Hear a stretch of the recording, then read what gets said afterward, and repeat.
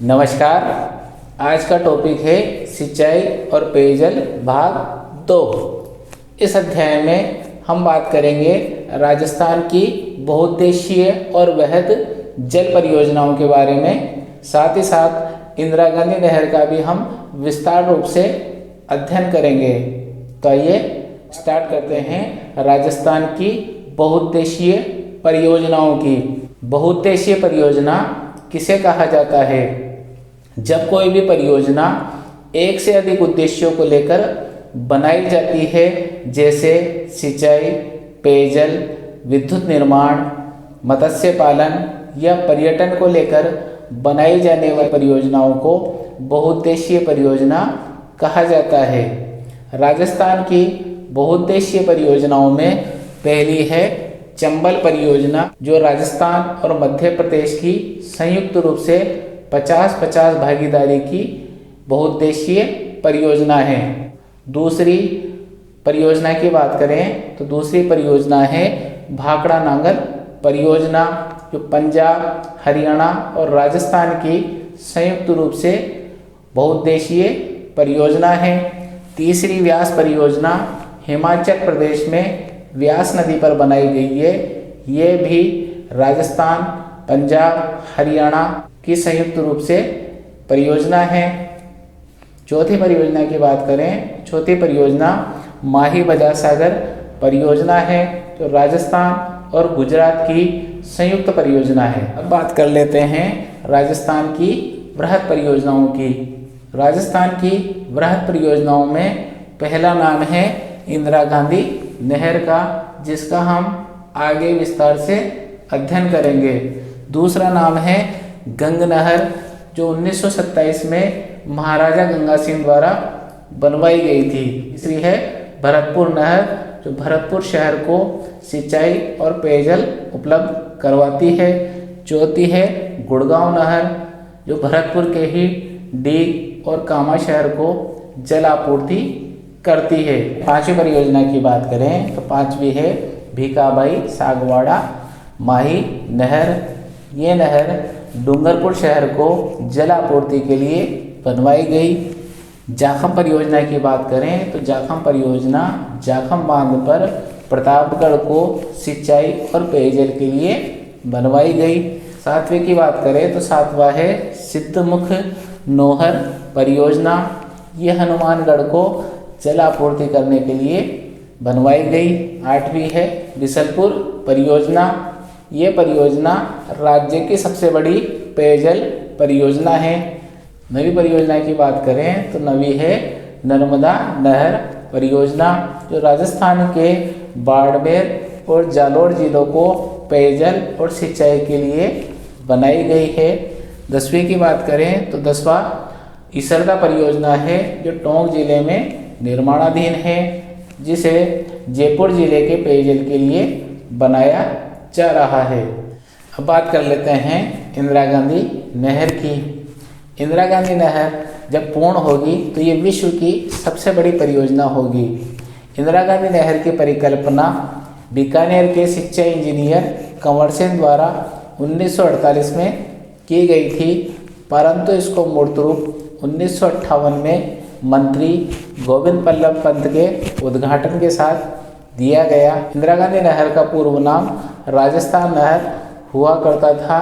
1984 में इसका नाम बदलकर इंदिरा गांधी नहर कर दिया गया। इंदिरा गांधी नहर बनाने का मुख्य उद्देश्य रावी और व्यास नदी के अतिरिक्त 86 लाख एकड़ घन फीट पानी जो राजस्थान को आवंटित होता था, उसको उपयोग में लेने के लिए बनाई गई थी। अब इंदिरा गांधी नहर की संरचना की बात करें तो इंदिरा गांधी नहर हरिके बैराज से निकाली गई है। हरिके बैराज सतलज और व्यास नदी के संगम पर बना हुआ है। मुख्य फीडर की बात करें तो मुख्य फीडर 204 किलोमीटर लंबा है, जिनमें 169 किलोमीटर लंबाई पंजाब और हरियाणा सीमा के अंदर है, जबकि 35 किलोमीटर राजस्थान सीमा के अंदर है। फीडर उसे कहा जाता है जिसमें किसी भी तरीके से जल का उपयोग नहीं किया जा रहा हो, उसे फीडर कहा जाता है। मुख्य नहर सहित इसकी लंबाई 649 किलोमीटर है, जिसमें फीडर को भी सम्मिलित किया गया है। वितरिकाओं की बात करें तो वितरिकाओं सहित इसकी लंबाई 9060 किलोमीटर है, जिसके द्वारा 18.7 लाख हेक्टेयर भूमि सिंचित की जाती है। नहर का प्रारंभिक छोर हरिके बैराज से शुरू होता है और अंतिम जो छोर है वो वर्तमान में गडरा रोड बाड़मेर तक जाता है। इससे आगे गुजरात में कांडला बंदरगाह तक पहुंचाने का लक्ष्य रखा गया है, जिसके माध्यम से परिवहन भी किया जाएगा। अब बात कर लेते हैं इंदिरा गांधी नहर की लिफ्ट नहरों की। तो लिफ्ट नहरें कुल 8 है। अब लिफ्ट नहरें क्यों बनवाई गई, क्या कार्य करती है? तो पश्चिम में रेगिस्तान है और पश्चिमी भाग का ढाल पश्चिम की ओर होने के कारण पूर्वी भाग में जल लाने के लिए लिफ्ट नहरों का निर्माण करवाया गया। इंदिरा गांधी नहर में वर्तमान में कुल 8 लिफ्ट नहरें हैं, जिसमें पहली है चौधरी कुंभाराम लिफ्ट नहर। इसका पूर्व नाम गंदेली सावा हुआ करता था। यह मुख्यतः सीकर और झुंझुनू जिले को जल आपूर्ति करने के लिए बनवाई गई।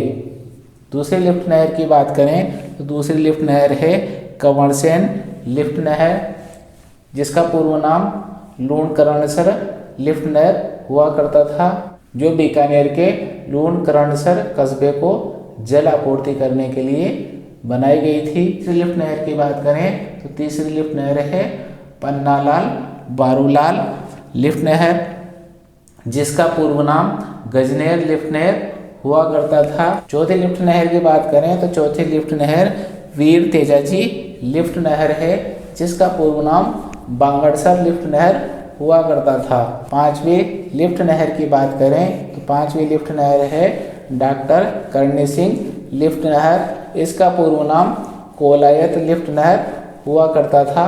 छठी लिफ्ट नहर की बात करें तो छठा लिफ्ट नहर है गुरु जम्बेश्वर लिफ्ट नहर। इसका पूर्व नाम फलोदी लिफ्ट नहर हुआ करता था।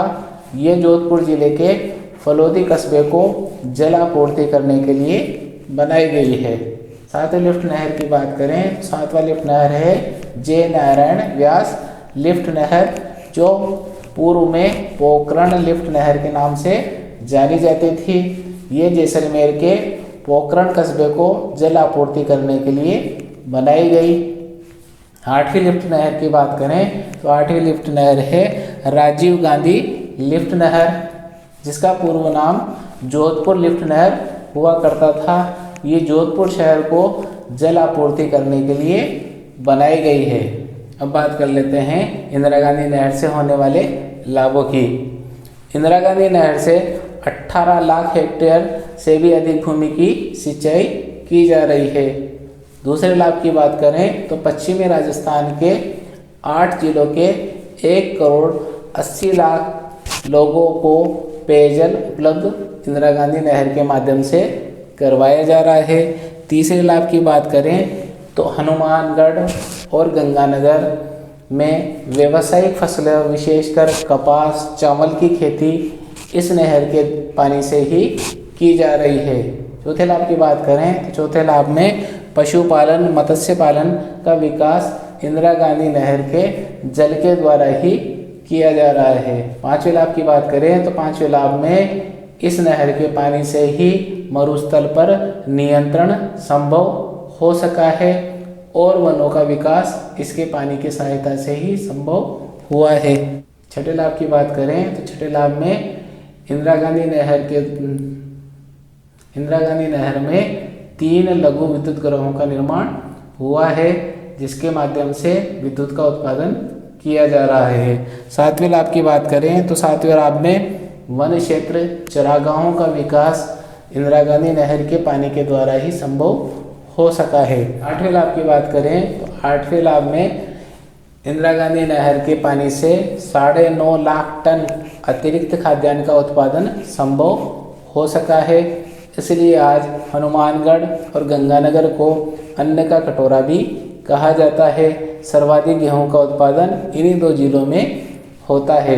अब बात कर लेते हैं चंबल परियोजना की। तो चंबल परियोजना राजस्थान और मध्य प्रदेश की 50-50 हिस्सेदारी की परियोजना है। ये परियोजना 1952 से 1954 के मध्य प्रारंभ हुई थी। अब चंबल परियोजना की बात करें तो चंबल परियोजना का निर्माण बाढ़ के नियंत्रण के लिए किया गया था। चंबल में जब बाढ़ आती थी तो वह राजस्थान और मध्य प्रदेश के क्षेत्र में भारी तबाही मचाती थी।